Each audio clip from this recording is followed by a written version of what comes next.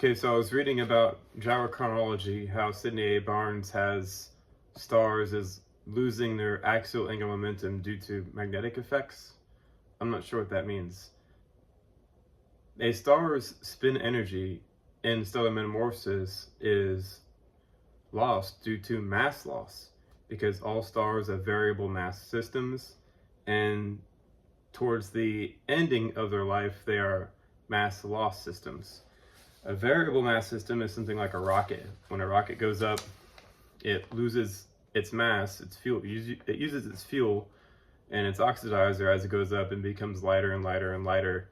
That's why you can send rockets up in stages, is because you do the heaviest stuff first, and then you break off that piece that you don't need anymore, and then you just go higher and higher and higher, because the craft loses mass. That was one of the problems as to why people didn't think rockets could go into outer space, is because they didn't do it in staged events, and they also really didn't look at it as a variable mass system. Stars also are variable mass systems. As they cool and collapse, they don't necessarily do so in a linear fashion. It's not like the sun is going to lose one Earth mass every single year until it becomes like the Earth. No. It can lose mass at a faster or slower rate depending on the conditions it's in, and depending on the strength of its gravitational field, so on and so forth. And I wrote that paper up here because a lot of my detractors told me that, oh, well, the sun isn't losing any mass now. How could it be, the size of the Earth and, so-and-so amount of billions of years? I'm like, well, it's not losing mass at a fast rate now. Doesn't mean it's not going to lose mass at a faster rate in the future. And that's when I discovered something about red dwarfs, is that they're flare stars. When the sun cools and collapses and it reaches flare star stage, it loses mass extremely rapidly, and then it becomes a brown dwarf.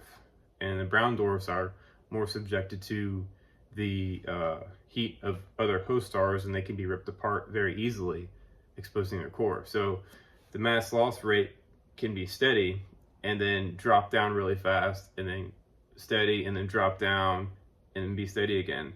It just depends on its conditions. It depends on the host star that it takes up orbit around. It depends on if it's wandering the galaxy in between galaxies where it's really cold and just freezes over for a long period of time, like the Earth did in the past.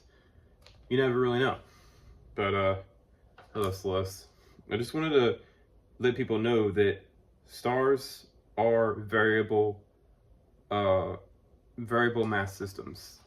They're like this weird spinning rocket. And that being said, the type of math that's going to be involved in it is just going to be phenomenal. There's going to be a lot of calculus involved. And yeah, star evolution is far more advanced than what the astronomers are treating it as. They sort of go, well, pebbles clump together in outer space to make something like the Earth. And that doesn't make any sense, because if you look up the geological term of pebble, a pebble is something that was formed by erosive processes, meaning mass ablation.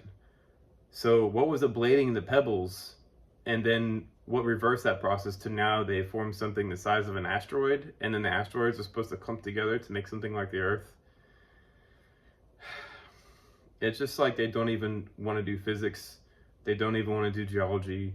They just want to say whatever it is they claim is true, and then they can write that in the textbooks, and everybody's just supposed to go with it. But when you examine the ideas, you realize that it doesn't make any sense. That being said, the calculus part of this I wanted to do. I remember I tried to get a hold of Mr. Crothers to help me with the math part of it, but I don't know. Maybe one day in the future he can help me, maybe not.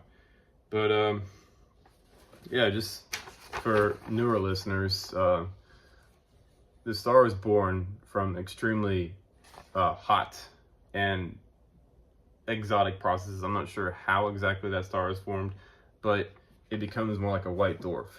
And that white dwarf is spinning extremely rapidly, has a shitload of axial angular momentum, and then it expands outwards and starts slowing down. And eventually it reaches this stage where it's spinning really slowly, and then it will start spinning up a little more rapidly as it goes, and eventually it'll spin up a bit faster, but since it's losing mass too, the spin rate can remain stable. its period will remain stable, but the actual velocity will speed up a little bit, or slow down a little bit. And then you go all the way down here. I wrote up another paper on that. It's kind of over my head at the moment, but as the star cools and collapses, it'll start slowing down, slowing down, slowing down. So eventually you should find out that the scientists should find out Earth did have a very, very short day when it was younger stages of evolution, when it was earlier ocean world stages.